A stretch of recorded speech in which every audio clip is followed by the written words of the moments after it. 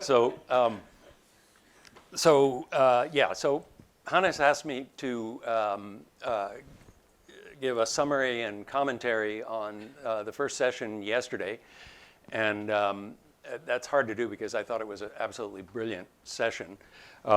But I actually wanted to start this by just thanking Hannes, actually, because I think what he's done here, I mean, I think he's really been the major oars pulling this together. And this conference has kind of blown my mind in a way that I think he reflected already. I also, I sort of expect to be able to keep up with my email while I'm at a conference. I am so far behind. It's just, I have not been able to divert my attention. And I think Hannes deserves a credit for that. So I'd like to give him a round of applause.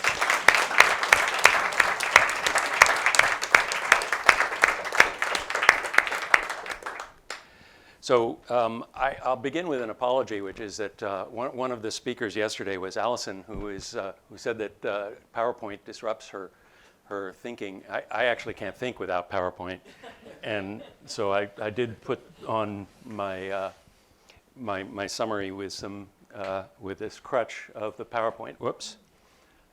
So these were the 4 talks. I trust most of you were there already. Bill's talk on which focused on scrutiny, Marco's talk which focused on the ability of amateurs to create incredibly chaotic and complex artifacts. Allison, which was focusing on kind of the contradiction and conflict between consumers and citizens, and Hans, which was who was focusing on the tragedy of the commons, and had some very interesting insights about what we as computer scientists, I'm a computer scientist, need to be doing in relation to drawing inspiration from what the scientists were facing in the 20th century. So here were my main takeaways from Bill's talk. The social construction of information, I think, was a really extremely important point. I mean, this is a whole field in philosophy and social science, and I think that we really need to take it seriously. And I think as scientists, we often think in a much more Platonic way by indoctrination through our scientific education, and where we assume that the truths that we're working with are all sort of independent of humans and exist out there in some Platonic heaven.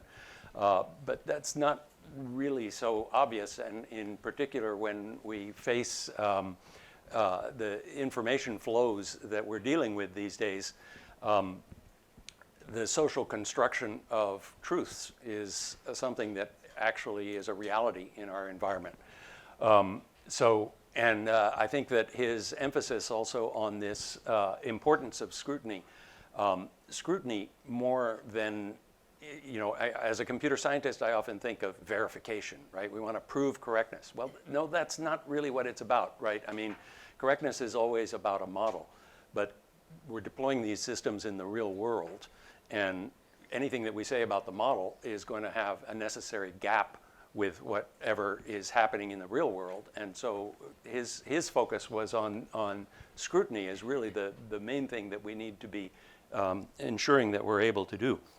And I think that's a particular challenge when we have inscrutable technologies. So I think that Marco's talk, Marco apologized to me, but he had to leave because he had a plane to catch. But so I can say whatever I want about what he said. But I think his major focus was, I think he was lamenting the fact that the web was created by amateurs and how much better it would be if it had been created by professionals. But actually, my takeaway was really quite different. Wow, that was created by amateurs? It's kind of an amazing outcome for something that was done in such an ad hoc way. And so that was kind of my takeaway.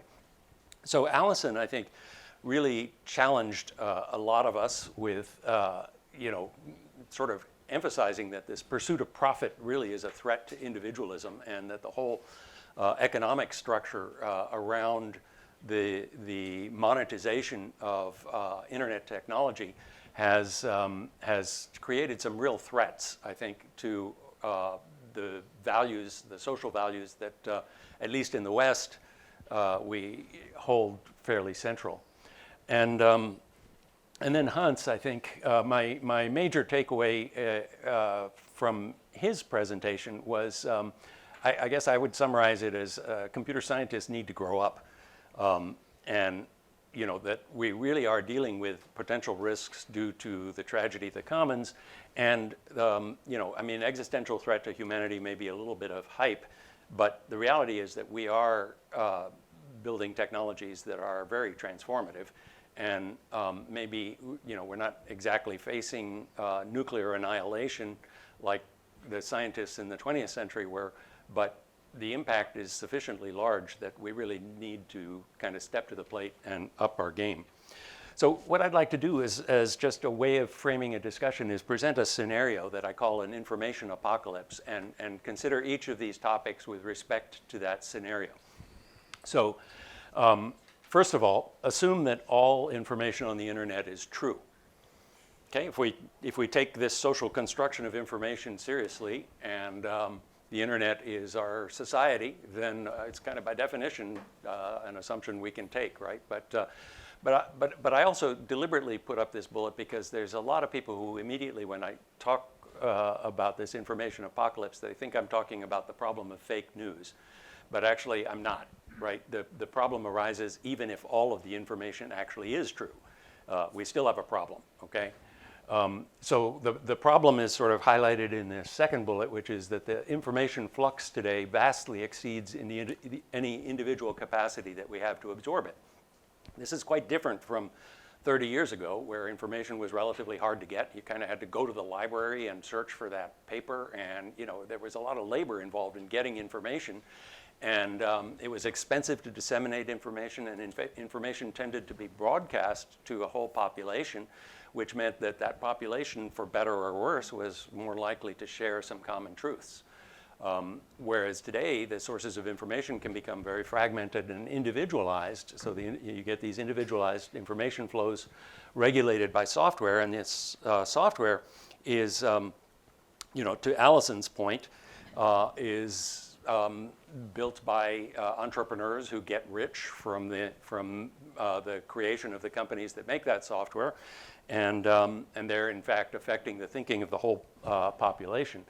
And I think that to Hans's point, the result of this can be that you can have a society that has islands of disjoint truths, which is certainly something that I think we're seeing in the US. People have used the term filter bubbles and echo chambers for these sort of customized sources of information and the way that they affect people's way of thinking. And my question, to Hans's point is this potentially a real threat to democracy, right? If you have societies that are divided up into islands that don't share even basic common truths, how do you run a democracy in that context? So this could really be something that really has a profound impact.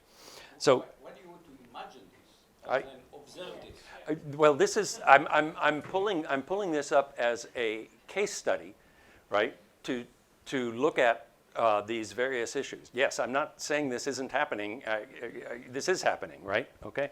So the other thing is, I'd like to pick up on Helga's point this morning. On one slide, she talked about coevolution, right? So I think that one of the things that is a little too easy when we look at the problems of this scenario that I outlined, is to say, well, let's just blame the technologists, right? They created something that's truly horrible, and those software engineers should be blamed.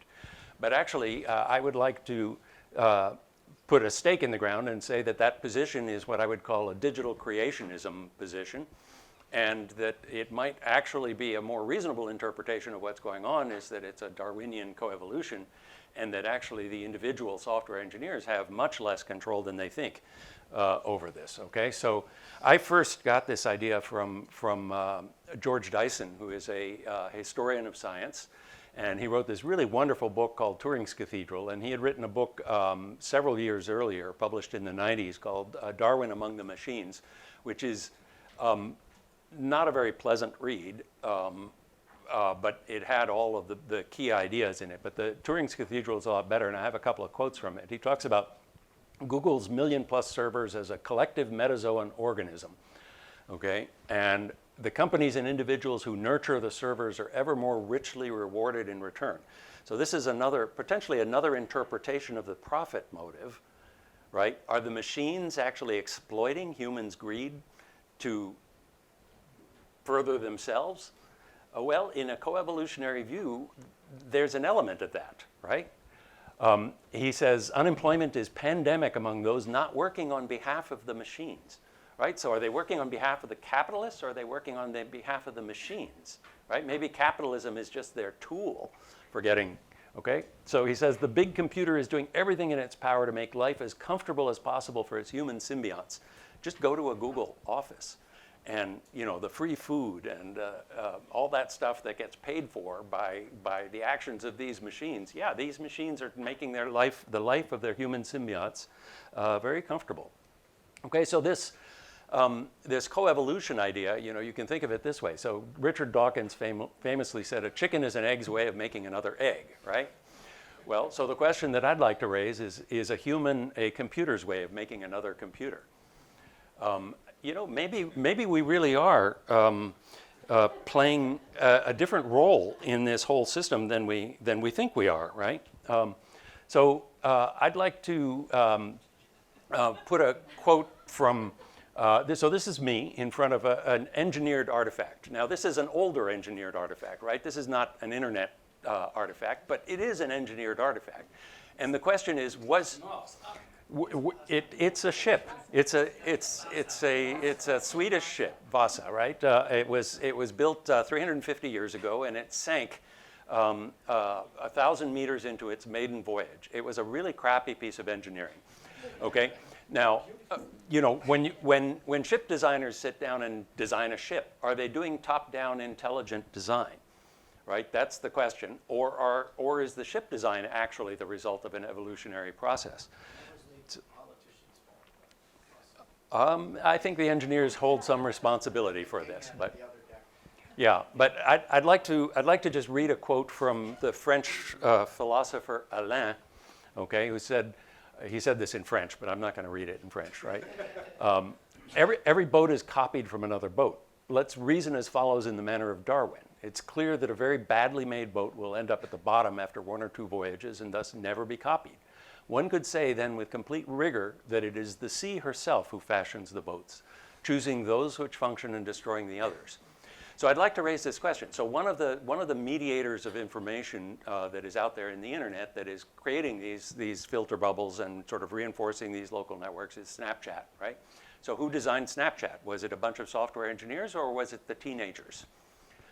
Under this interpretation, the teenagers certainly had a big role in it. And in fact, if you think about it objectively, Snapchat's not a very complicated piece of technology, and there were actually thousands of other very similar pieces of software that had been designed, that people were trying to make businesses into, that were trying to monetize. Most of those died out.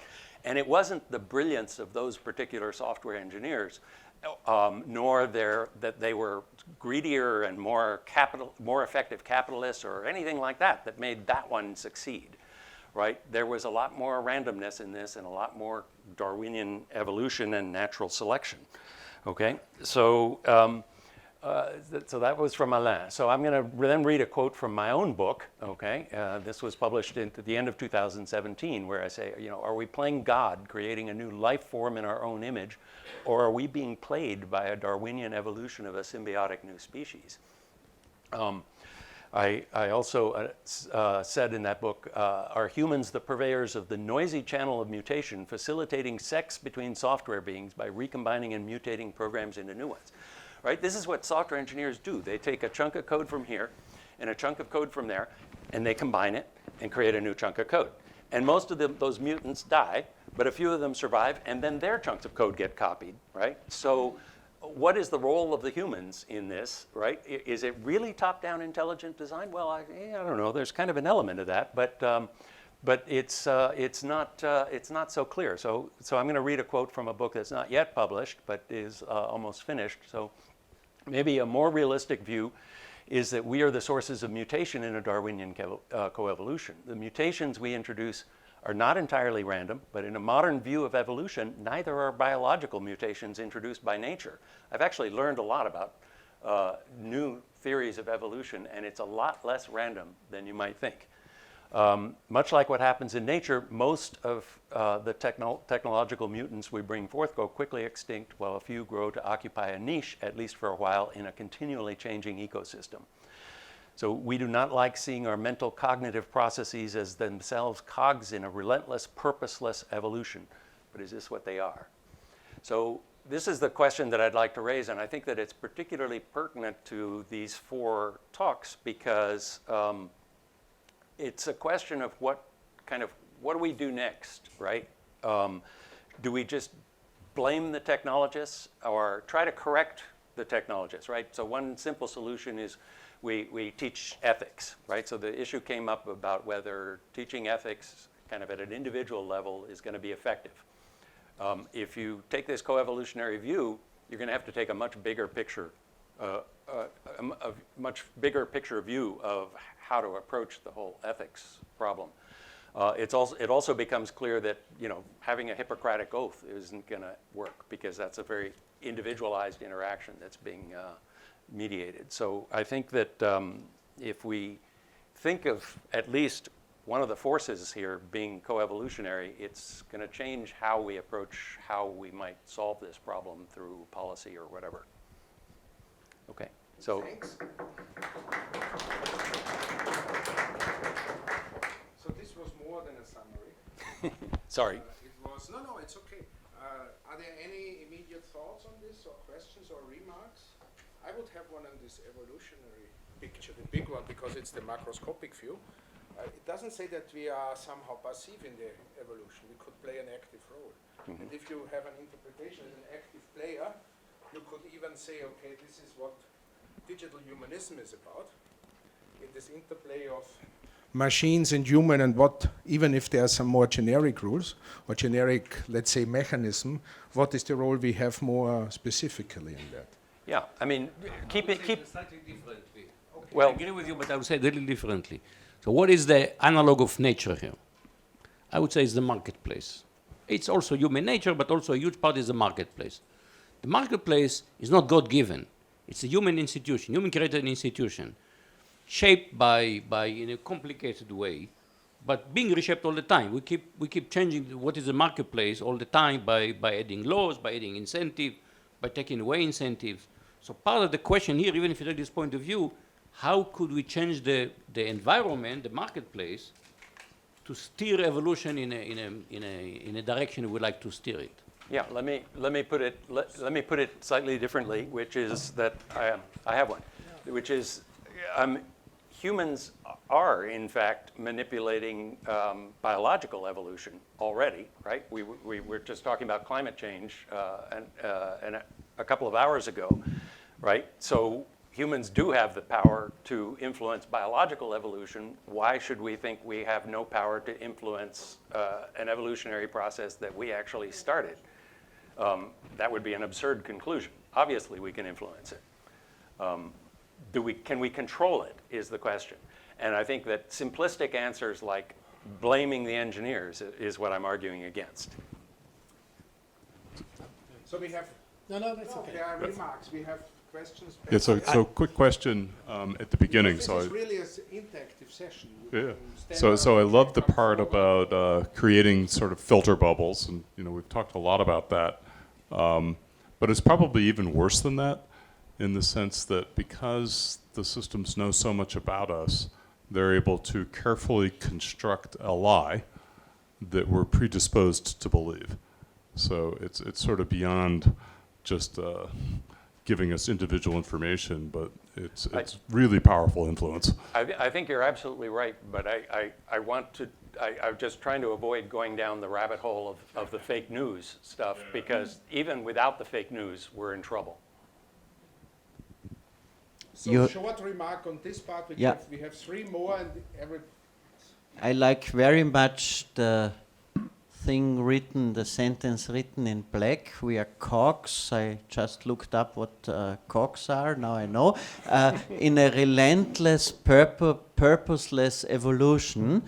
I can fully agree to that, because from my view, how I see humanism, I don't need no bigger picture. I don't need no transcendental life in sense in my life. Yeah, but there's a lot of thoughts coming up how to be a human being and what humanism might be in this kind of worldview. So I'm happy to modestly contribute to digital humanism discussions under exactly this headline. Yeah, so I like that. That's why I picked it. I like that very much. Yeah. It's also about destroying metaphysics.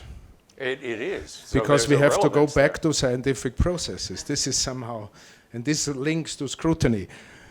Mr. Frauenberger, you want to say something? Don't throw it, don't throw it, don't throw it. Done.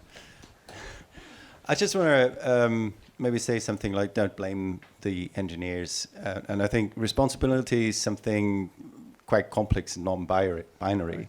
And we ought to be careful of not letting them off the hook completely. I absolutely agree. There's a shared responsibility of all of us, and the engineers play a role because they create things that can be misused. It's a difference whether I create a hammer or create a gun. So there's an intention in design that, comes with some responsibility that we should not ignore. And I don't know where this quote is coming from, but somebody said, there's always a path where there's a will, but with technology, it seems to be the other way around. There's always going to be a will where there's a path. Yeah, I think that's right, and I think that one of the words of caution is that just because one engineer chooses to not make a gun does not mean that guns will not get made. And so that's why I think we need to be thinking in a bigger sense about how to nudge the process and affect the process in a bigger sense. You can still choose to not make a gun, but that may not result in guns not being made. And they're very old already. So we switch now. You're going to take away my microphone? Yeah. We have a change in power relation. Entschuldigung. Geht's dir nicht aus? Du musst das einstecken irgendwo. Ich weiß schon. Entschuldige. Danke. Danke für die Hilfe. So it's working or it's not working? I cannot because I don't trust this thing. So is it fine? So he's adjusting again. I should talk, then you see whether no, it's not working. So thank you, Chris, because I'm really mentioning more this responsibility part of things. But as you know, Hannes, he is very good in not saying exactly what we should do. Just something will happen in the afternoon, and that's why we have different approaches, I think, to summarizing or takeaways. And this, of course, helps us facilitate innovation and openness and new things. So I think this is a quality, it's not a bug. So what we, sometimes it's very challenging, like you should at very last moment to create something. So what I have done is a little bit different. I'm not talking about quotes or my books, but I'm just saying a little bit about the things that I was hearing yesterday afternoon about in the session, humans and society, AI and ethics. So what I have done is went through the presentations one by one and trying to find out what the takeaways are for me, or what the main messages were for me, and then also what I was thinking that I can see it in this way for me living today this place and having an idea what I can do in the future. So these are the green ones, and the other ones are from the presentations. So I'm going through these ones, and at the end, I want to show my general takeaway of all these discussions, because I was also listening to all incredible presentations. So Miriam's work, empirical work in Africa, and showing us how anthropology and the methodologies can be applied to understand people. So people that we don't really, partly we are not even aware of their life and of their situations, technologies they use, or governments or environments do there with them, or they initiate certain things, or some certain things happens because they use mobile phones and having access only to the Facebook and later on WhatsApp, and believing that the internet is the Facebook and the information in Facebook is everything that they are aware of. And then I think these were insights that can happen only if we have researchers, people going there and seeing concretely what's happening. So this is one of the very important issues that I want to mention here in this talk. And of course, seeing that interdisciplinary work is very important, and more than important, more than ever. So because we at the university in the faculty are very keen on working interdisciplinary, but I'm not so sure that our colleagues, some are sitting here creating machine learning, AI stuff, whether they are also working interdisciplinary. So I think this is a good message from this gathering in this workshop, to see you have to understand your users, and you have to do certain things for them and consider it also in the design and development of these things.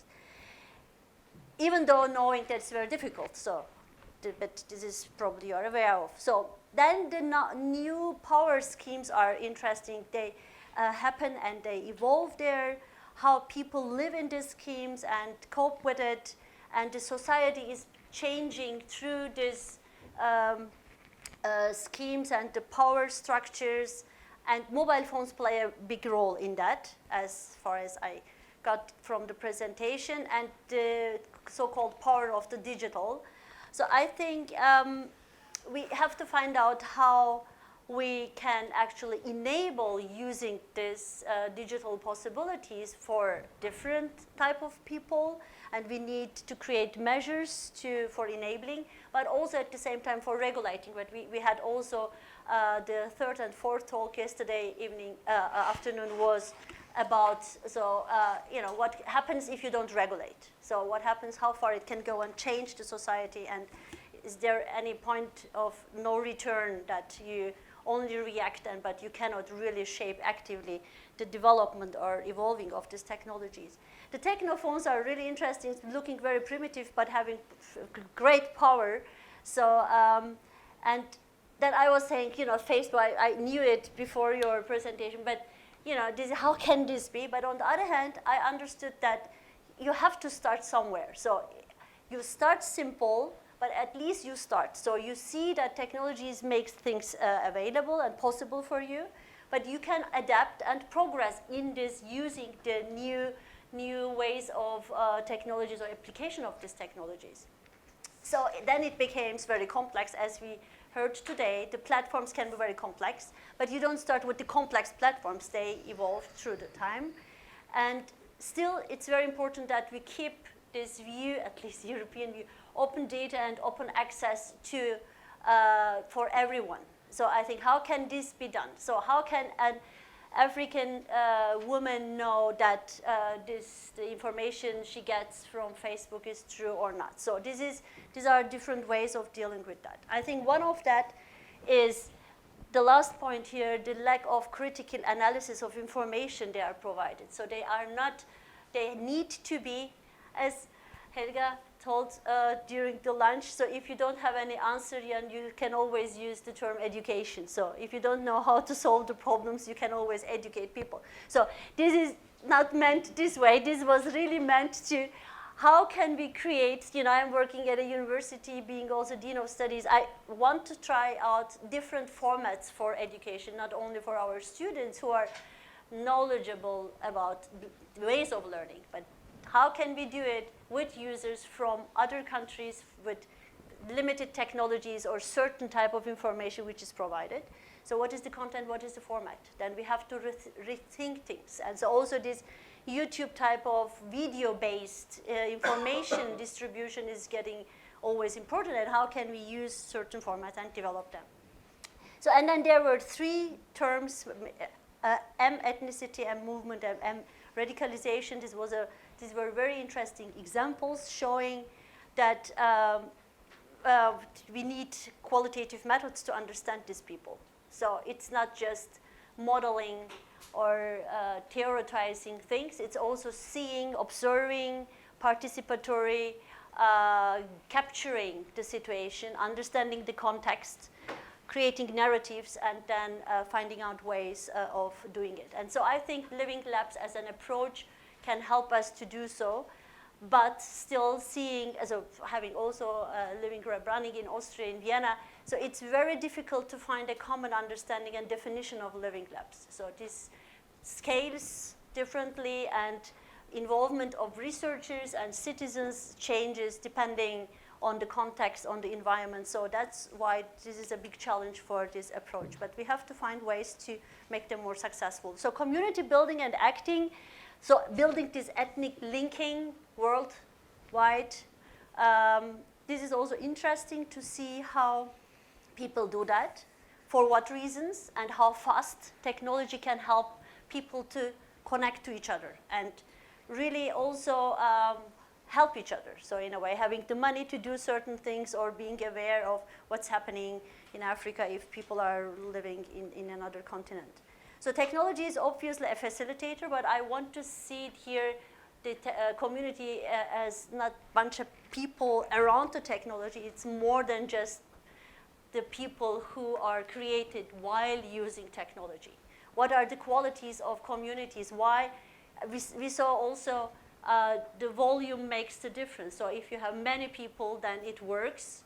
So, but how can you keep this amount of people active in a community? Facebook can obviously do that. So the second presentation was very interesting. A lot of things what I was wondering about work situation, but also this is something that we normally know if we are talking about digital transformation and what happens, the machines are coming, AI, etc., and what happens with the work of people.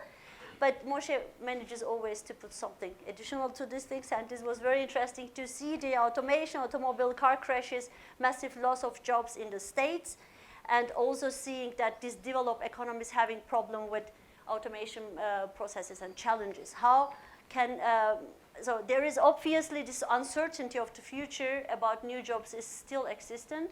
So there are some hypotheses or maybe theories in the meantime. So what happens? New jobs are coming, and the quality of life is somehow depending on that. But we try to find out ways to develop these things.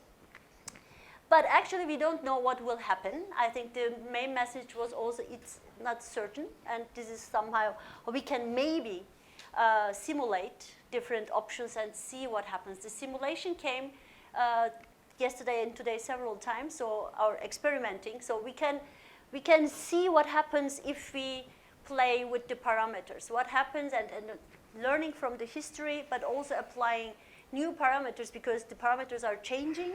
Through the technology, we get new ones, new possibilities. What can happen then if it develops into that direction? So, and then study and try to understand and see the impact of these changes. So the impact is also something needs also be simulated in a way. Simulations are powerful tools, but everyone is coming to us now in Vienna, simulate the traffic, simulate if this happens. So yeah, we are it's really professional in the simulation things in the meantime. So, and I think these aspects of growing inequality, job polarization, and the level of education, how it changed now in the state, in this example with the drivers. So income or probably in a more manufacturing area, income differences based on the education level. Again, we have here educational challenges. So what does it mean? Do we need to teach our students or the so-called lifelong learning thing? What can we provide actually as universities for them. So, and we need models for balancing. So what type of things can we put next to each other and see if we find out that changing one aspect in the society or in economy or manufacturing context in that sense. So how can this impact positively to the other issues? So I don't know whether we manage that, but maybe we find out innovative approaches to find out. Not just making, so everything is, so in a depressive way, developing in a very bad situation for a human. Just finding out ways and defining these parameters, once not as reaction, but more as action. So I like this action type of movement and not just reacting to the things and assessing the impact, but also doing really active things. So this would be interesting if these colleagues are able also doing this type of thing. So this would be a very good result, I think. So, and then I heard real economic and financial area. This was in the discussion. So there are different realities. We have to be aware of that. And then what are we talking about should be differentiated. Because in normal political, societal, or media talk, everything is one thing. So, you know, if you want to make people anxious or relaxed, then you choose the certain examples and you communicate this way. And so I think we have the role to change that. Then there was the race between humans and technology. It was tougher. It's getting tougher. And I think that we had, or partly have still this parallelized situation. So we don't know what to do. So we observe what we don't act. And maybe we are also capable of creating new jobs because we know how the technology evolves. We are creating the technology. We know what can happen. So maybe flexibly we think in different ways of combining skills and knowledges for people and being the innovative job creators, but also at the same time be careful what can happen if this goes further and further, and what are the what happens in 10 years and 20 years. So maybe we have a solution for that. The productivity was interesting. I think Helga was asking, are we more productive now? Is it increase or decrease? I think this was you asking. And this is, we have to really talk about that. Just don't accept what people say. And this should be clarified in the society to the politicians, policymakers, and regulators also. So just also the companies, they think the productivity increases if certain technologies are implemented or introduced. This critical approach should be communicated also by our students. I think this responsibility thing comes here. So as technology does things and you cannot change it, or technology can be actually designed in a way that it really considers human also in the processes, because involving we as technology providers or researchers or engineers should really take our responsibility to consider these things. So, the guns are made somewhere if we are ethically correct and we don't do, or we have on the hammer, but still we can try to communicate that what it means if you do certain technology development and what has this impact. So we did it at our university in computer science, and the reaction is completely different by the students. Some are really eye-opening and saying, wow, what does it mean? And others are saying, I don't bother, I do still, if they pay me more, then I do that job and that job. So this is something that we have to find out as teachers, as educators at universities, how to deal with that. And I think socio-technological approach was mentioned also by Hans, and then saying, what does it mean actually to interlink social aspects with the technology development and vice versa. So I think this is the way to go to find this type of different views and position ourselves in this process. So I am again for simulating and experimenting. I like this experiment. So the next one was about machine autonomy. So I got tired, but I was still awake. So this was the constructive ambiguity between human autonomy versus machine autonomy. Then there was a good example until the end with the stop sign and what's actually, how can machine autonomy be regulated, whether it can be regulated or what does it mean. So I think as our presenters, is he here? Yes, so you're carefully listening, please correct me. So we have to protect human, yeah. So, no, you should stay. So protecting human autonomy is one point, and I agree with that. On the other hand, so how can we ethically control machine autonomy? But it should be meaningful also. So the technology helps us, but we don't know how to do that, and there are so there's a balance, how can we do that? These were questions and possibilities, and how we can solve ethical problems. So there are several principles oriented differently, and we have to understand this plurality and the role of shaping or solving ethical problems. And then we have to develop also ethical policies. Obviously, in certain areas we have certain policies, but in others not. And then it comes always to the prioritization of principles and how we compromise and what type of compromises can be prioritized higher and lower. So I think there are so many things that we have to do still in order to get some balance between human autonomy and machine autonomy, and considering ethical aspects. Then I like these moral tensions in context, and I was wondering what context, whose context. So this is also something with the responsibility, whose context you put into the center of your attention. So probably we can create narratives of context and understand what the impact can be and to whom under which circumstances. You showed also the existing competing models, segregationist, liberal, and paternalist, and so of course, you know, one is better than the other. So, but we have to actually understand also the context in the application of these things, whether we like it or not. They are implemented, applied. So, where is this happening and why? And then to understand, not make the same mistake maybe. So, communicate this type of information and then make it more transparent. So. It sounds in the definition one is the best, but why are the others existent? Why are the others applied? So this is interesting to understand these models. Also there was a one-sided argument, so a list of from better machine performances. So how to achieve? So how can we change actually that? Social harm is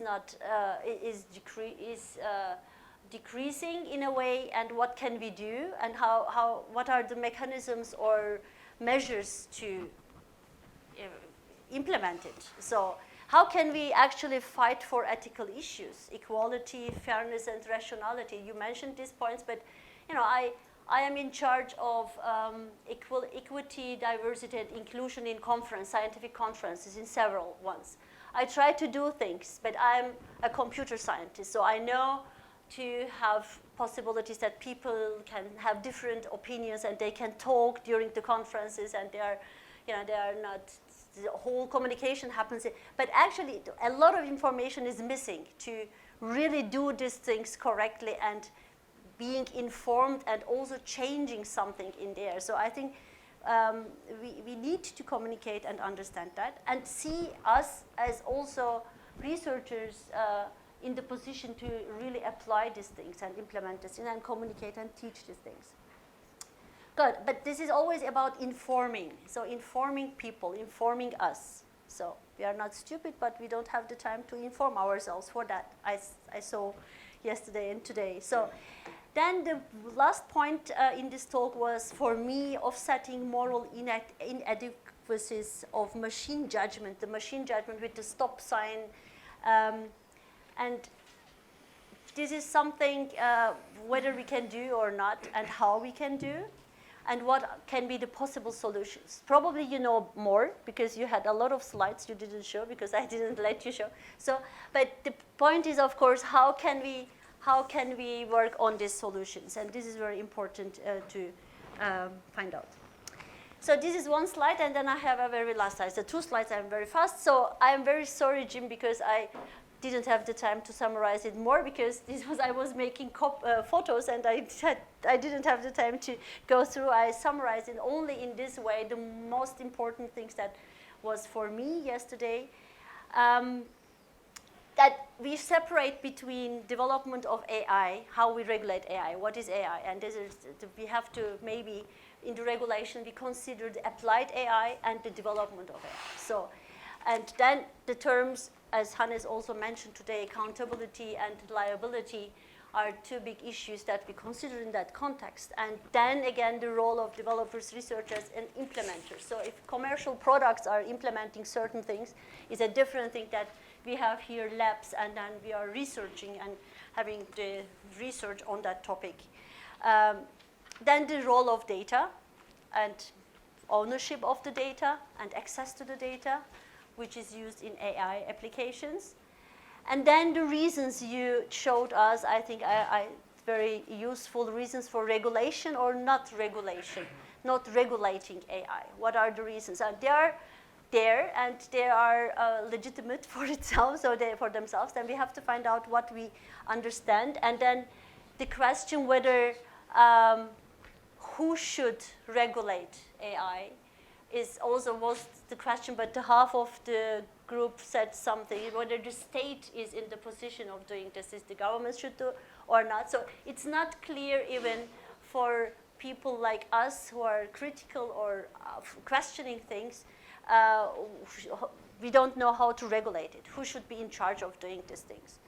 So, and then also this trustworthiness of AI, because it's depending on the data it comes. So my final takeaways are, I think, coming from CSCW, I'm very interested in work context, and I would like to see how we can study and reshape of work in the context of digital transformation or digital changes happening in our society, and especially in work. And then also at the same time considering the quality of life issue, because I think we do a lot of things. Certain things help us to have better life, but also other developments causes that we work more and harder and being under pressure and have to do everything ourselves, because technology makes it possible that we do everything for us. We don't go somewhere and then consume the services of other people. And also the education, I think we have really challenges there. What are the innovative ways of educating people and everyone? So for all, not just only for students or who have access to these facilities like universities or other education centers, example Africa. So and interdisciplinary work is important, and then obviously we have to find out ways of bridging the communication gaps. So I think I also could observe it in our workshop yesterday and today that sometimes we don't understand each other. So it has something to do with the language, but with also knowledge that and coming from which discipline. So I always feel that as computer scientists, we have to bridge the gap. So maybe as anthropologists or sociologists or lawyers think they bridge the gap. So I think we have to find out a way and then distribute the job among us and then try to do that. And also having respect for this type of work. I think this is not obvious to work interdisciplinary in computer science field. So I'm talking from my experience. So socio-technological methods are the last ones that I think is very important because it ends up in interdisciplinarity, and the methods and approaches are important. Indeed, we need more space for experimentation. I think if we manage somehow with our work here to communicate the results in another scale with the university, management, society, city of Vienna, and policymakers, etc., then maybe we have more ways of implementing that. So thank you.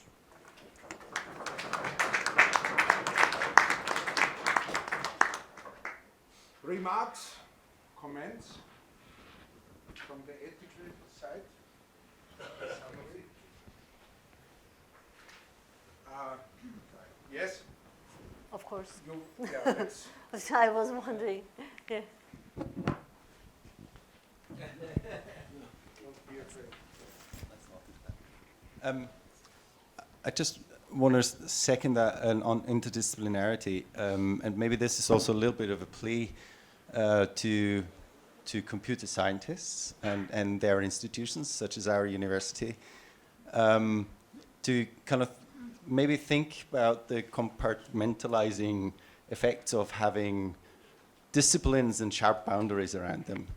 I mean, from my own experience, I found it hard to kind of get PhD students who are designers or social scientists or have different backgrounds to work on my projects because they're not allowed to do a PhD with us. So maybe this is also like a call to regulatory bodies within universities to kind of look beyond their immediate kind of fields of expertise and allow these bridges to be built. So it's funny because actually it's me saying no to this type of PhD. So it's thank you for your support. So no. Yes, very. So I think we have already, you know that we changed the process of PhD applications. So we are more open now and having the proficiency evaluation where we define actually it's a computer science PhD or not. So I think Andreas can say more about that. So yeah, you are holding it now. You have to say something. He gave me the microphone I am already. throwing the thing. No, but we are not starting now a discussion of the study but this is program a of good TU point. Vienna Yeah. and all the pitfalls we have. Sorry, please. It would be a everlasting story, okay? Sorry. No, it's... But It's it- also not aimed at you just in principle as a general comment, right? No, but just having a short word on that, we have designed this. The ERB remembers we have a concept for interfaculty centers, and it's a little bit a way that it will be implemented. I don't know what happens with that.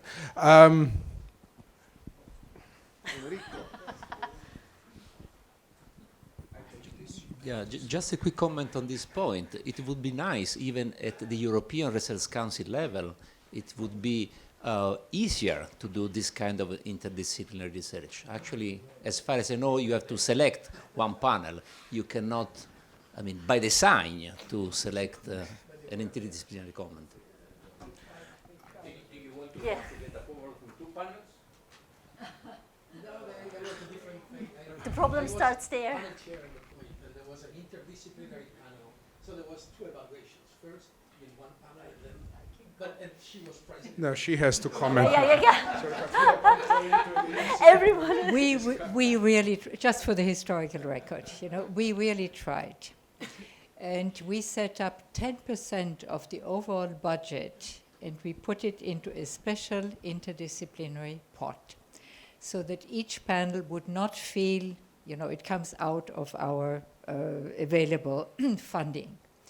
So it worked reasonably well with flagging going to two panels, but then came the crux. In the end, you have double candidates and the money is not indefinite. So what happened typically is, and the logistics was difficult behind, we got the chairs of the main two panels, and the following scene happened. Panel chair one comes and says, "This is not really my field, but my panel thinks this is excellent." Panel chair 2 comes and says, "This is really not my field, but my panel says this is excellent." So what do you do? And you cannot, have a third authority then deciding, nor did we want to use the lot and make a random decision between them. So we had to admit we failed with having this idea because our reviewing system is not up to the task of doing it. Now we continue to flag and, tell the panels, please consider this, etc., etc. But we have not invented anywhere in the world a robust peer review system that could really handle it. So this is just for the historical record. Then we have to solve this problem. We have to fix the problem. Yeah. Otherwise, Yeah. we will never. But I be- have even a Yeah. more harsh comment on that. It's because this is the top of the pyramid. Our young PhDs have serious problems if they go into interdisciplinary work. Where to publish? What is the impact factor? There are not well-established journalists in several of those fields, and we are asking at the same time to this type of work. So I think this is the bottom line. You are already at the top where we have established researchers. They have problems. I would have a different. No, we are not going on to this. But I have a question to you. Why? This is No. No, I take the authority of. I have a different summary. It's not about ethics, it's about politics. Would you agree? If we talk about this, Yeah. I do not agree on that, so we would have a different summary. But it's just somehow, because we had this discussion, what is ethics, is it individual, is it socially constructed, things like that. But the end, it's about political decision making. And it's society, it's a democratic process. And in that sense, I say it's about policy. Sorry for, no, not sorry, I think it's good. So I would very much agree that it's about public policy, even in Europe. I think today's discussion, the last session, where we were talking about the laws in Europe and the issues behind the current set of laws in Europe, indicate that there's a very strong public policy component that is expressed in terms of ethics frequently in Europe, but I think as my talk showed, it's expressed in different ways in different places, even though I would argue that many of the concerns are very much the same. It's the way in which they're expressed, not to say that there are not ethical concerns in all three places or that the Europeans are not serious about it, but I think that in many cases what's driving it forward is public policy, and it's driving in different ways. Europe is going towards regulation. China is using public policy to push AI as a technological advance for China, a method of control for the society, a bunch of other uses that would be totally and completely unacceptable in Europe. So I think characterizing as public policy is a good characterization. I go back because I think what we are doing here, it's civil society, and this is also for me policy making. So it's not public policy making is already at the established state level which has some power. I think it's also general about policy making. And it's also the civil society. It's also it's a movement issue, and I think this is also important. But maybe we are talking about minor. Politics is only one way by which public policy is being made. Okay, it's only one way, as you mentioned. Yeah. Civic society, think tank. Yeah. It's a bigger picture. Yeah. Politics is one segment of how you make public policy. Then we have okay, sorry, you are.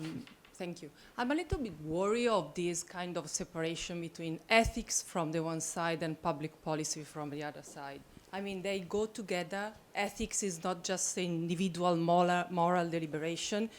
It's a public discourse already. And I can provide many, many examples. But then I think there's another issue which is very important. And I think that if we just move on the public policy side, this is a kind of de-responsabilization. And you just insisted a lot of time that we have to be regulations. That's, of course, it's true. It's very important. But at the same time, regulations cannot solve all the problems. And they cannot solve all the problems. I think we had a wonderful example this morning with the example of the GDPR in Europe and how this kind of strong regulation still solves some problems but opens many problems. And then also, I think it's very important that if you just think that, okay, you are a computer scientist, you are an engineer, and then you have to develop some tools, and then there's must be regulation. This is a kind of de-responsabilization of your work, of your process.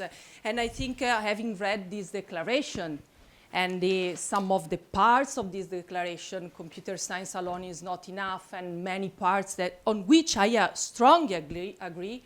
I think that we be very careful in not making this separation, ethics as individual process and then public policy. And then, okay, we can go ahead, but then public policy and regulation will solve all the problems. So thanks, and now we continue with the third session. We are already out of time, so let's continue. Okay. My plan is. Lost the track. Okay, first of all, I really enjoyed these 2 days, and I also, want to thank you, all the speakers, all the people who made comments. It was really, for me, a pleasure to be here. I'm very grateful for, having given the opportunity to be here.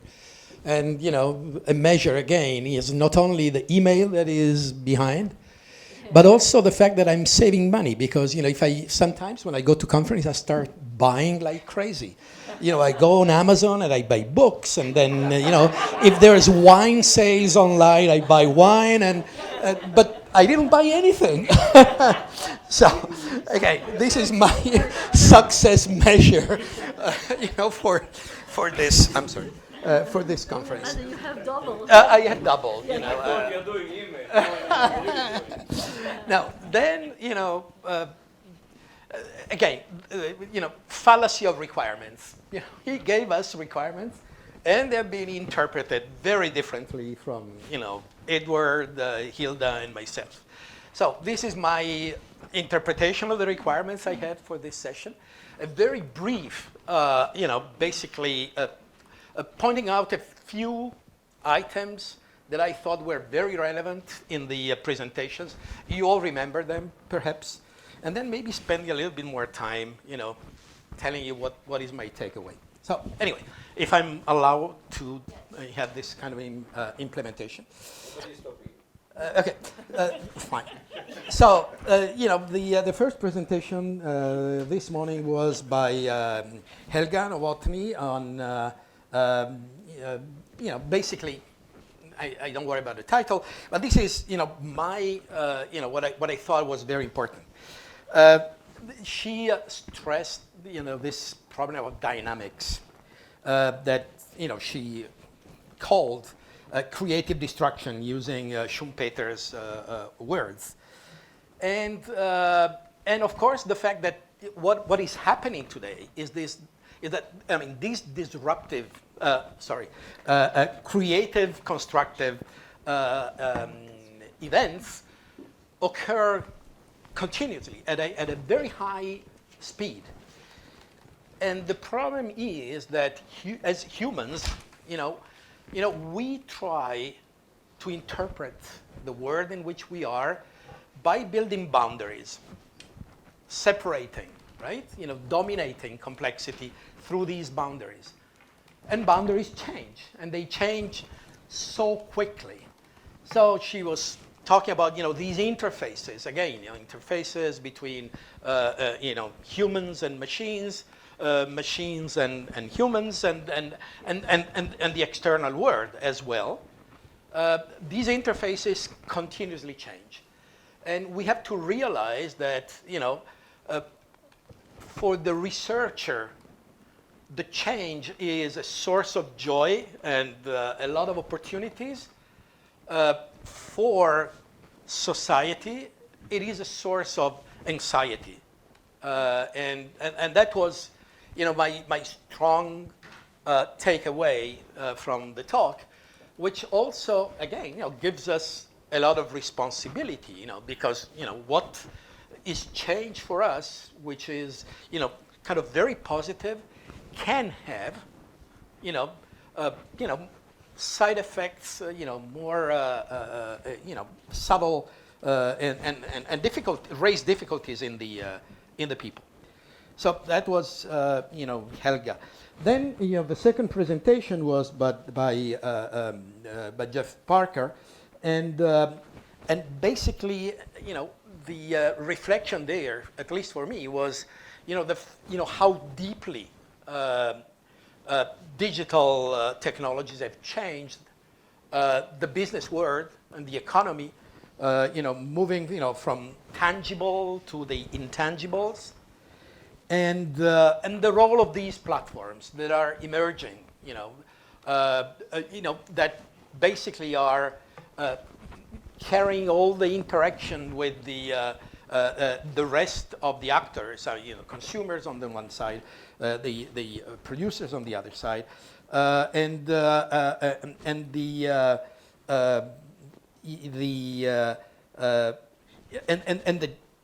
fact that this kind of open innovation that is often introduced by these new platforms, they're competing with other forms. There is the vertical integration on the one side, the open innovation approach on the other side, and the fact that these are coexisting, but it's introducing new kinds of tensions in the world that were not there before.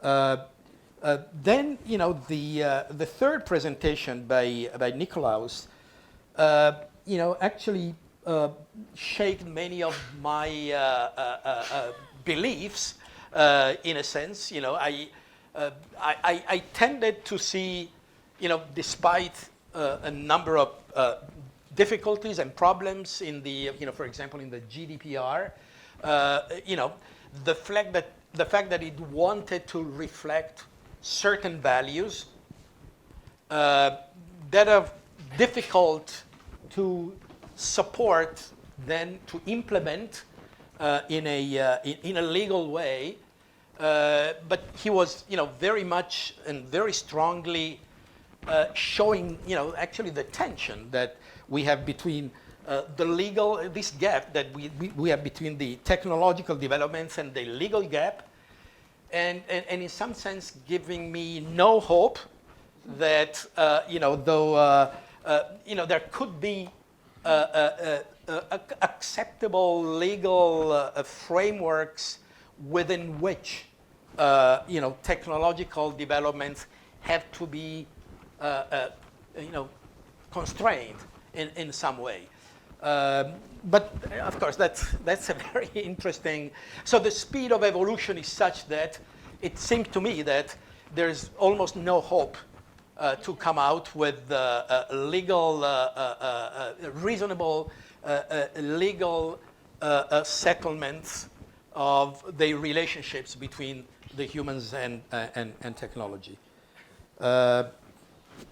The last presentation by Manfred touched another of the important themes that came out throughout the presentations, which is the breaking the silos in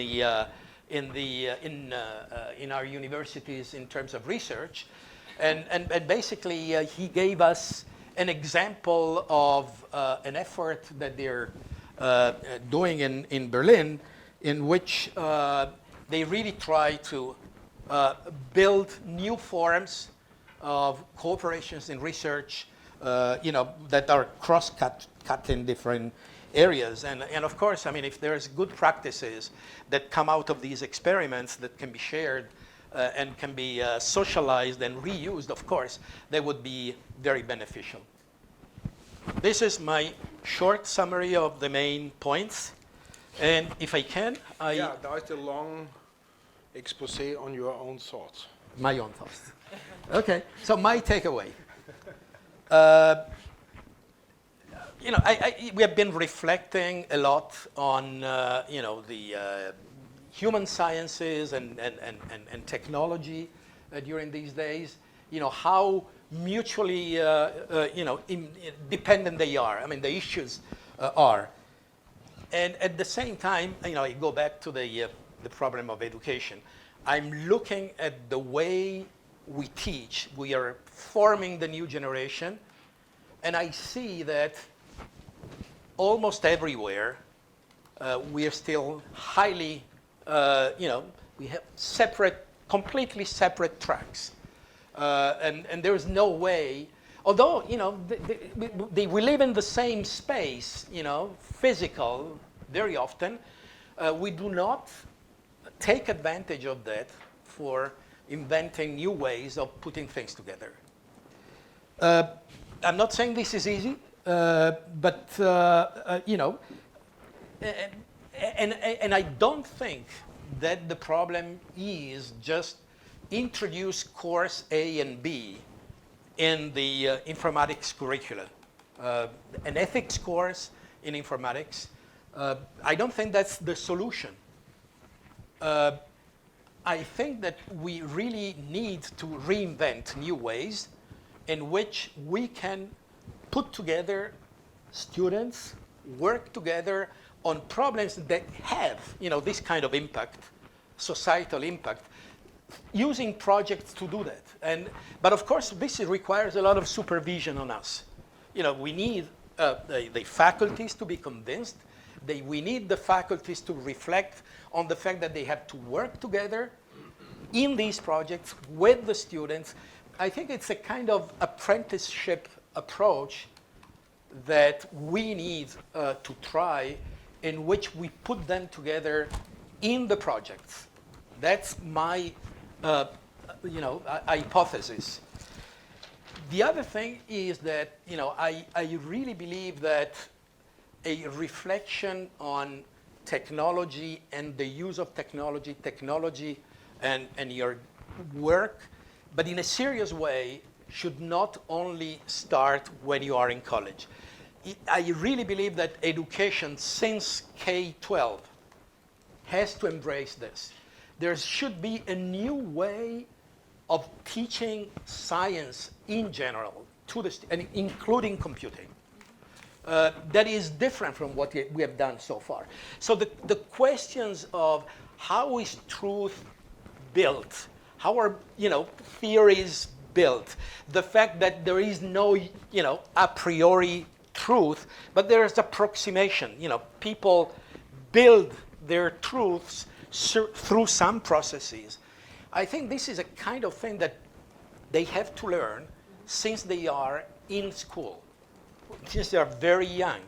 You know, we are at the stage in which, you know, science is discredited in society, you know, by this disintermediarization, you know, people accessing directly information, they, you know, and are unable to distinguish what is a scientific truth and the meaning of, you know, what is truth, which means that, you know, it works in many cases, in most cases, under certain conditions.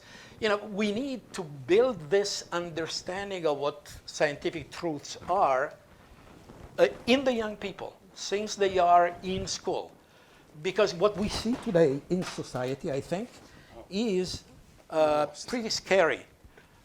You know, you know, people being, you know, ignoring, you know, what science has done. You know, we see in the case of, you know, vaccinations and many other cases.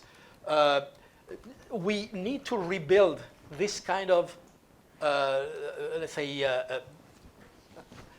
I wouldn't say faith, but, you know, belief in the value of science, which has been going down. And perhaps this requires also a change on our side in the way we communicate to society, but that's a different, in the way we reach out, you know, but this is a different story. Third point. I'm sorry, well, I'm taking a little bit more it's time. okay. Third point is what my takeaway, you know, I spoke about education in research. You know, my takeaway is, you know, we are living in this, you know, very fast cycles, you know, from research into applications. I mean, this continuous flow. You know, there's a kind of disappearing time between design time and run time, if you want, using, you know, computer science terms. Which means that, you know, compared to the past, the fact that you develop something, you try it out in very you know, small context, you try to understand what the consequences are, you try to understand what is a good use or a bad use. I mean, the ethical reflection on technology, you know, has time to mature. Well, time is compressed. And my understanding of the phenomenon is that, again, we have to bring on within the research other people, other competencies. It's not just a question of developing technology, but as technology is developed, in our research environments, we should have, social scientists, philosophers work with us and anticipate reasoning about the research that is being developed. Anticipate the problems. I'm not saying that you will, be ready, but I think you can shorten the time in which you understand what is the societal implication of what you're doing. How can you, move your research in a way that is more informed by, the needs of society? Fourth point, when we are talking about, the impact on society, again, context is very important. I think that, the reflection on Africa is different. We have, we have to take that into account. I mean, when we are talking about the societal impact, you really have to understand what you're talking about. And in some cases, the context is very important. Last point, I really believe that, we are talking to each other here, but we need to reach out. We need to reach out to our own community. I don't know how many of us agree on this. We have to, so the manifesto is very important for this. We have to reach out to society in general, more generally.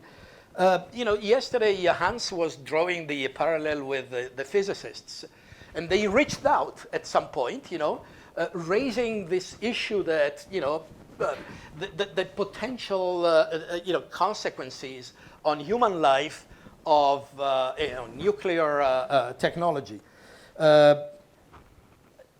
Of course, we are not affecting necessarily living what we hope, but in some sense, I think that our influence is even more profound than the fallout of research in physics.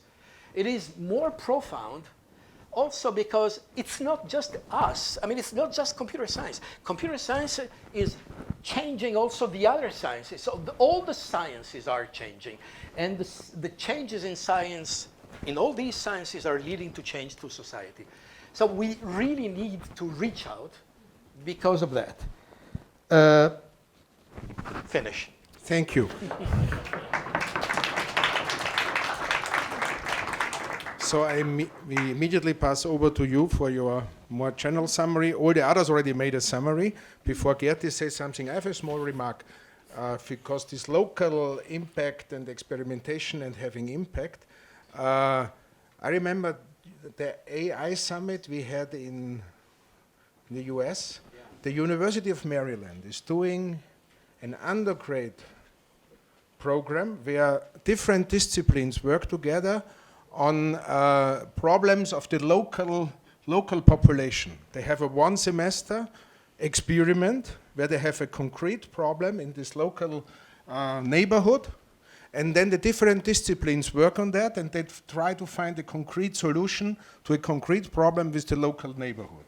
And this is a way of how you could integrate both different disciplines as well as the local neighborhood as having also some impact, because you really work on a concrete problem. This is just a remark. Ghezzi wants to say something, and then we pass over to you. Only a small comment. I guess we all remember that we have read in school The Physicists from Friedrich Dürrenmatt, which was this satiric about, the 3 physicists meeting in a Irrenanstalt, also in a hospital for mental illness, yeah. And where they tried, in fact, they only, they do so as if they would be mentally ill. And in fact, we all learned in school the problems and the the difficulties which the physicists had when finding out about the atom bomb and so on. Where is this kind of this novel for computer science? What I want to say is, because we also... No, but we're in an asylum, you know. So I think something like that, because we are talking about outreach and how can we reach the masses. They already, Friedrich Dürrenmatt reached all the pupils, at least I think in Europe everybody has read it. Actually, I can recommend a novel that might filter called The Circle by David Eggers. It's really a great read. It is a scary story for, as a computer scientist. It's a scary story. But I don't know if anybody watched the Black Mirror.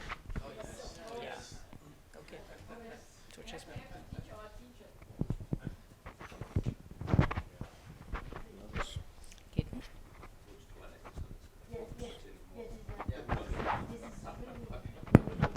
jetzt wird es funktionieren. So I take the instructions that I received as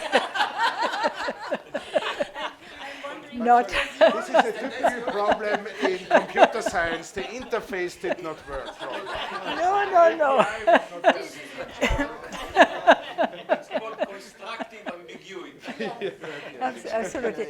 And by the way, I learned what you normally do during conferences. So I will try. It should work. Yeah. Hannes put it into my pocket. So, so I will try to focus on what, which should bring us to what we have not discussed as yet, namely what is the link to humanism. But I want to give you a warning. When people hear the word digital humanism, the first reaction is, you are speaking about digital humanities. Yes? And you have to be aware, we are not speaking about digital humanities, but we want to move towards something that we call humanism, whatever it is, however we will define it. And I would like to link it to what all three of you said, but just focusing on one topic. And starting with Edward, I would translate it into my language, and I would say part of humanism should be the ability to be reflexive, to think about what we do, about who we are, how we do it. You can use different terms. You can look at what is called agency. We ascribe agency to technology, knowing that after all, they are designed, operated by humans. So there is a human agent somewhere around the road, but nevertheless, technology assumes a very powerful form of agency. How do we cope with that? Or also, we call it performativity, which is a way of saying things can affect the way how we regulate our behavior. And the mere words can also perform something. If you get married, the civil servant says you are married, and it's a legal act. This, again, is something that is performed. So, and technology has a very strong performative component, again, to reflect on that. Hilda mentioned power relations.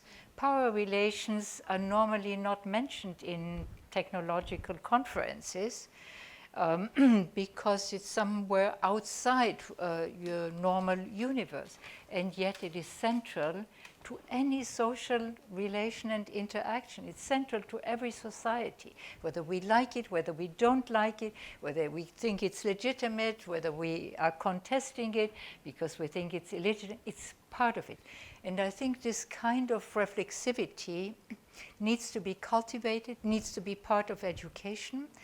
And this brings me to very much the co-evolutionary approach that I think needs to be further deepened. Because I'm fully in line here with what Edward said. But I think the way how we will see how machine learning, deep learning is developing further. There will be something that is moving into what evolution is telling us, but at the same time, our concept of evolution is being extended by what we see we can do with algorithms and machinery. And this is a very exciting development, but it has implications on humanisms. Because in co-evolution, where is humanism in co-evolution? Can we pinpoint it? Can we describe it? Can we put our finger on it? So it's a very exciting development that I see, but it also offers us the opportunity to try to refine, to anchor what we think humanism could mean. So this is my reaction to Edward. Hilda spoke about the interfaces already, and I mentioned interfaces quite a bit. Also, Carlo took it up again. Something that I would like to leave with you, interfaces are not only changing quickly, they are not only blurred, but they are also messy. And dealing with this messiness and realizing, it comes, I mentioned Sidney Brenner this morning, fantastic Nobel Prize winner and fantastic person. And he once said, mathematics deals with the perfect. Physics deals with the optimal. Biology deals with the satisfactory. And he stopped there. And I said, the social sciences deal with the messy. And we have to bring it all together. This is the kind of interdisciplinarity that I would like to see. How do you somehow integrate the perfect, the optimal, the satisfactory, and the messiness? And so this is what I would like to say about interfaces. But then there's a very messy interface that has to do with regulation, that has to do with law, with ethics, going beyond ethics, some concepts like social justice, which for me is an extended way of speaking about ethics. All this is very messy, as we experienced in the past 2 days. And nevertheless, accepting that messiness is also part of humanism, how to cope with messiness. Third point is the dear to my heart, the reinvention of experimenting. The experiment was the hallmark of modern science. In fact, what we think of as modern science in the 17th century started with the experiment exploring in a systematic way the natural world, and the way to do it was to set up an experiment. What very few people know is that in the beginning, these experiments, they were also messy experiments, but they had to be repeated in public. The Royal Society was consisting of, they were called natural philosophers, not scientists in the 17th century. They were doing their experiments somewhere in the equivalent of the garage, namely in the shed of landed aristocrats or other people who had access to the space they needed. But this was not sufficient. You could not just come and say, I did my experiment yesterday in the backyard of Lord so-and-so. And therefore, the Royal Society staged a repetition of the experiment in public. And you needed an informed audience. They had to be gentlemen. So women were excluded, and people who were not considered gentlemen were excluded, but for a very specific reason. In order to be a gentleman and to be able to serve as a witness for what happened, you had to be economically independent. Women were not economically independent. They depended on husbands or fathers, and therefore they were excluded. And of course, everyone who was a servant or handicraft person was excluded because they were considered not to be economically independent. In the 21st century, we have a more inclusive notion of who the public is.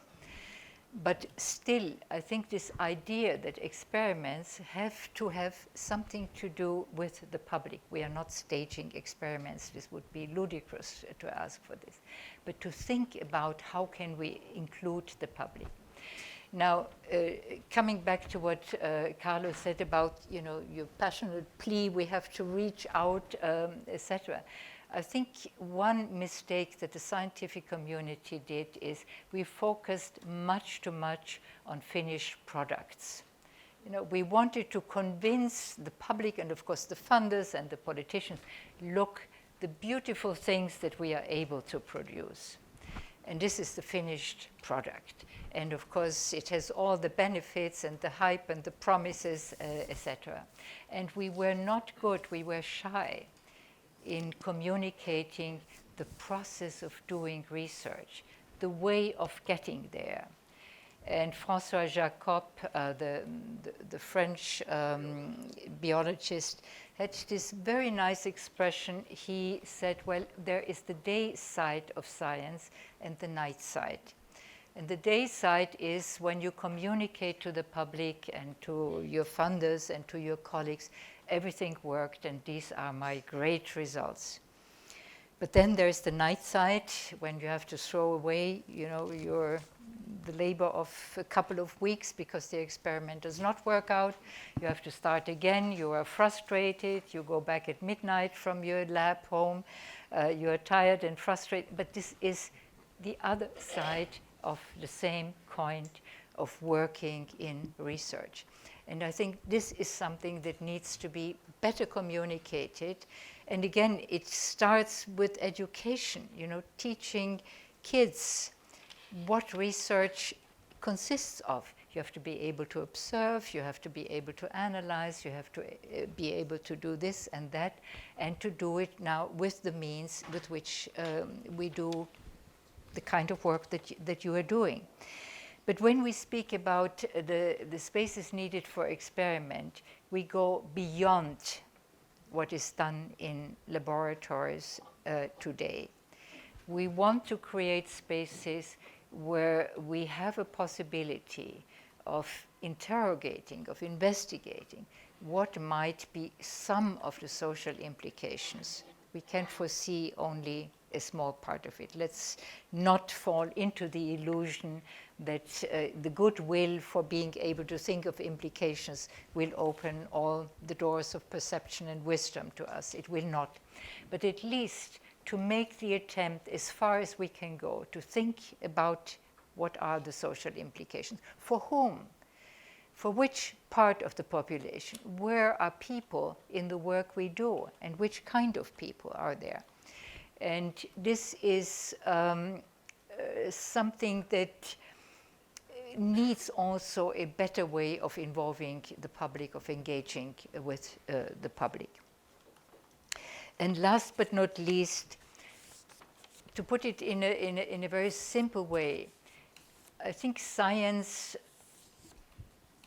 shapes our relationship to reality. We know there are still many people where we think they are deficient in science shaping their relation to reality, but nevertheless, this is, the scientific world view that we share. The situation today is such that it's very much markets and media that shape our relations to each other. Markets and media shape our relationship to each other. And in order to get towards a conception of humanism that we can incorporate, we have to think, how can we use, be it art, be it, what the humanities have to offer. 90% of humanistic research in the humanities deal with the past, with the human past in all its variety and differences. Now, the past, as we know, is a foreign country. You cannot go back, and you would not recognize who you are if you were to go back. But nevertheless, there is this enormous richness of the human past that we can extract and interrogate with questions that are important for us today. And again, these are interconnected, and we have to come up with spaces for reflecting on it, bringing in the messy interfaces, and trying to set up experimental spaces in which we can continue to work on this. Thank you. Now we start to discuss on this. We already have 1, 2, 3, 4, 5, 6, 7, and then we have okay. So I wanted to comment on Helga's point about reflexivity, because I've been reading a lot recently in psychology about embodied cognition, which is really caught on among psychologists a lot in the last 10 to 15 years. I mean, it's an older idea, but the idea is that the cognition isn't really a process that resides in the brain looking out at the world, reacting to sensor data and interacting with it, but rather cognition is the interaction of the brain with its environment. And there are certain ways that this manifests in very practical ways. So when you hold a hammer in your hand, for example, and you use a hammer to drive a nail, your brain actually makes that hammer part of your arm. It actually becomes a part of the brain's sense of the body that it's working with, and that's why you're so able to use tools so effectively. And the point that I'd like to make is that when I hold this in my hand, it's becoming part of my cognitive sense. And moreover, because this reaches out into the network, the things I'm interacting with in the network become part of my cognitive mind. So the point that I'd like to make is that this reflexivity, we tend to talk about how our technology is shaping our society. It's also shaping our cognitive selves. And I think that's an element that really needs to be a central part of anything that we might call digital humanism, is how it actually changes even our individual cognitive selves. But I really ask to make short comments because coffee is waiting. Yeah, I begin with a historical precursor of Google and Facebook. The richest man in human history was Jakob Fugger.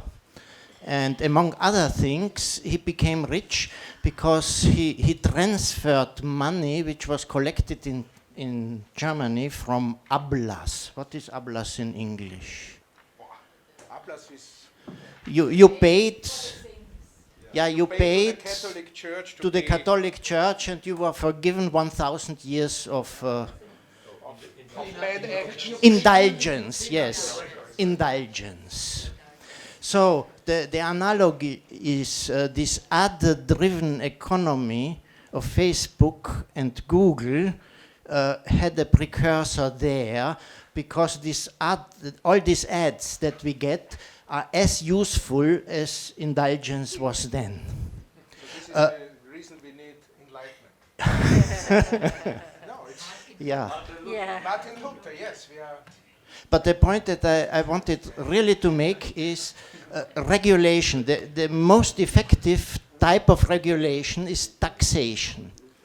And I mean, taxation, one way to tax this thing and to regulate it is if rent income, so effortless income, is taxed much higher than now, and work is taxed less, and you could just define that this ad-driven economy is rent income. And this would be a very effective means of regulation. Miriam, who else wanted to say something? Yeah, Miriam, Bill? Okay, let me just, yeah. I think the central thing you discussed was what is humanism. And I think there is also an interdisciplinarity here and a disciplinarity. I think from anthropology and sociology, we would say humanism is sociality. And I think that the social and social relating is at the heart of all that you said. And that is what we need to really understand much better than we do. And that's probably one of the elements that is the starting point for understanding what humanism is. And sociality shifts all the time, and we define it amongst ourselves. But I don't know if we talk about the same when a computer scientist says sociality or when I say it. And I think that is where we need to start. To understand humanism. You mean Facebook? So this is an invitation to have a discussion on this. I think, what is sociality? Because if we don't understand and we don't talk about the same types of sociality, we can never come to a definition of humanism. Thank you. Bill? No. Right. Bill? So if you wanted to simplify our goal, one might say that our goal was to find mechanisms for shaping our digital world to make it more human-centered. And in doing this, I was reminded of how Larry Lessig, the legal scholar, became so famous. He became famous by talking about the ways in which we could control behavior on the internet. And he said that there were 4 fundamental ways of doing that. Yeah. One of them was law, and that would include policy. One of them was social norms, and that would include ethics and education. One of them is economics, and the other is architecture. And the other point that he made is that each of those influencers can shape the other influencers in certain kinds of ways. And so maybe this is one way to think about this, or maybe we think that Lessig is so 1990s now. No, he's great. That's a great... Thanks. Oh.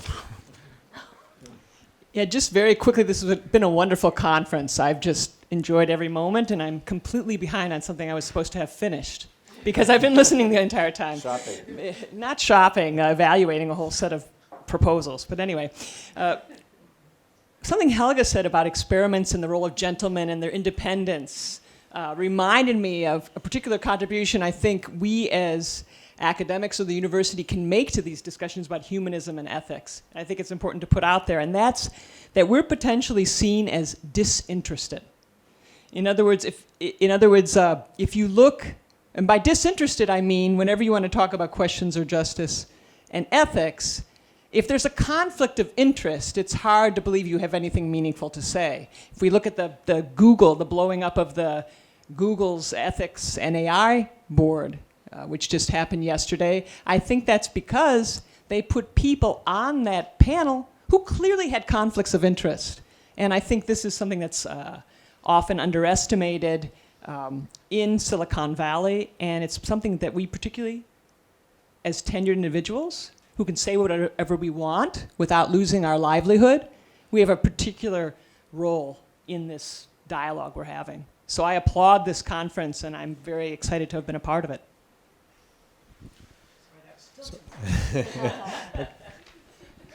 Okay, so just one observation from the 4 summaries and from reading the statement is that there's something very big missing in all of this discussion, and that is the role of corporations in this.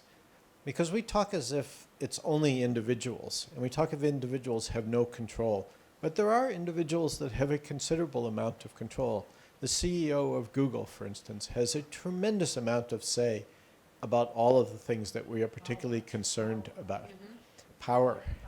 But if we only talk about individuals, and perhaps the word humanism has sent us down that path, we are going to miss the opportunity to actually have influence on those who have power or those who will... Are you saying they're not humans? No. I think corporations are not human, in spite of the sort of long-standing mistake in the U.S. Don't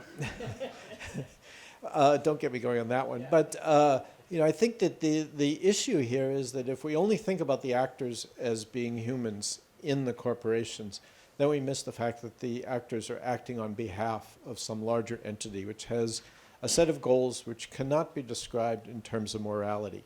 I don't think anybody thinks of corporations as moral entities. You may aspire to that, but that's not the reality.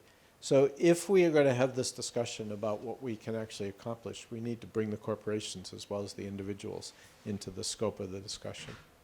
Yeah, but it's important. Power is a relationship. Power is a relationship. It's not about people. They may be powerful, but you understand power only as a relationship between people. You want to react? I would say you can't just understand it in terms of people. You actually have to have the corporations involved in the relationship. So it's not just people as individuals. Can I ask a question? Enrico, I just wanted to ask a question on this. Okay. Because Sorry. no, I see your point, but what is an enterprise? An enterprise is actually a human creation, right? So you're talking about the enterprise as if it is an entity by itself. Isn't this a human? Is this not a human? No. What I'm saying, yeah, but who creates them? There's the theory of Williamson, the theory of capitalism. He is explaining transaction cost theory, and he explaining exactly on the transaction cost why it makes sense to internalize transactions, and this is the basis why we have companies, okay? And that what Jeff was saying us on this externalities and the idea that it could be outsourced and it becoming network. Sorry for that. Short interpretation of externalities and companies. So, okay. My remark is more a question. Is there anything that should be forbidden for ethical reason while trying to control this digital coevolution so as to avoid that humanism became androidism? For example, when we substitute part of our body with digital devices, or this is acceptable? I think it's totally acceptable. So now we are going to the basics of the discussion. It's in 5 minutes is coffee. It's first is Helga, then it's you. Okay. No, I just wanted, just a historical remark. I cannot help but to come in with historical examples. You probably know the figure of the Leviathan. Thomas Hobbes, the Leviathan. And the Leviathan is relevant to our discussion about democracy today, because if you look at survey results and you ask people, would you be willing to have as your government, an algorithm that comes up with wise decisions, an astonishing number of people say yes. So you have a strong support of an algorithmic Leviathan. Now, historically, what is interesting is that Thomas Hobbes wrote the Leviathan as an alternative to the most powerful corporation of that day, namely the East Indian Company, which was so powerful that the state, was under threat. Just a historical reminder of something that is coming back to us and haunts us today in terms of what happens to our democracy. Just the comment, because somehow there is interpretation that have been voiced out that we are dismissing ethics. Justice Warren said, the law floats on a sea of ethics. So ethics is incredibly informs everything we are discussing. It is start with ethics. But if you ask a legal scholar, and I don't know whether our lawyer is still here, he will tell you ethics is not self-executing, except for in a certain well-defined sector, the law in the medicine, in which ethics has been legalized. So you can lose your license as a doctor or as a lawyer because of ethics violation. I cannot lose my license as a computer scientist because I'm not ethical. So of course, take as an example, we think in the Western world that trading organs for money is morally repugnant. And this is a widely shared value. We could have stopped there.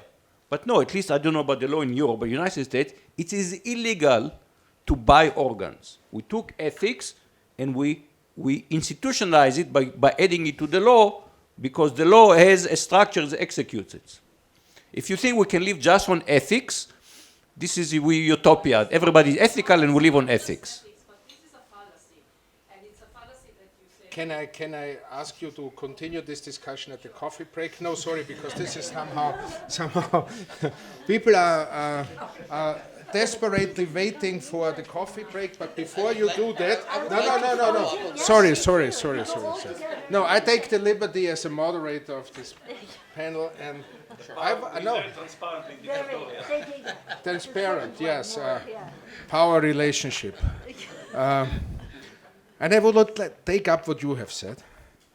And this is going into the direction of a definition of digital humanism. And I think you have somehow identified three key concepts which are important. One is the object we are dealing with. This is the relationship or the co-evolution of technology, computer science with co-evolution of the technology, computer science, artifacts with humankind, society with all different aspects. Understanding this is a complex process. It's the methodological point of view. It's a scientifically based approach, interdisciplinary, to understand, to describe, maybe to model, and also maybe to have some prediction. And at the end, it's also some objective. Why do we do that? And it's to put the human at the center and having it in an open democratic process. So these are the elements of a definition which I think is a result of this discussion. And being very transparent, I wish you now a good coffee break.